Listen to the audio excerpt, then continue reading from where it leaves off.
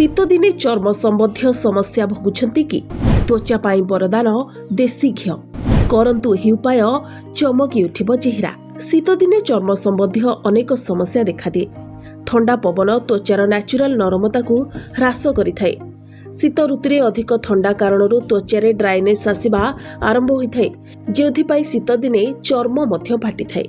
मुहरे chemical moisturiser लगाइबा द्वारा मुहर शुष्कता कम हो जाए, किंतु एहार अनेक खराब प्रभाव मध्य त्वचारे देखा जाए। किंतु आपण जानते कि चेहरा को चमकदार एवं नरम रखिबा पई आपण मुहरे देसी घी लगाई परिबे। देसी घी केवल जे स्वास्थ्य पई भल ता नुहे, एहा त्वचा पई मध्य वरदान सदृश काम करिथाए। वास्तव में देसी घी आपणक स्किन, केश एवं स्वास्थ्य पई अत्यंत भल होइथाए, किंतु देसी घी द्वारा ब्यूटी बेनिफिट विषय खूब कम लोक जानती। तेबे अनेक लोक अछंती मुहरे घी किपरि व्यवहार करिवे जानती नाही। एही कारणरू सेमाने घीर उपकारिता विषय जानि पारंती नाही। तेबे आसंतु जानिबा जे स्किन रे घी लगाइबार फायदा कोन एवं एहाकू किपरि लगाइबा। शीत ऋतुरे अधिकांश लोक ड्राई स्किन समस्या रे असुविधारे पड़ती। ड्राई स्किन जोगु मुहर चमक मध्य कमी जाए।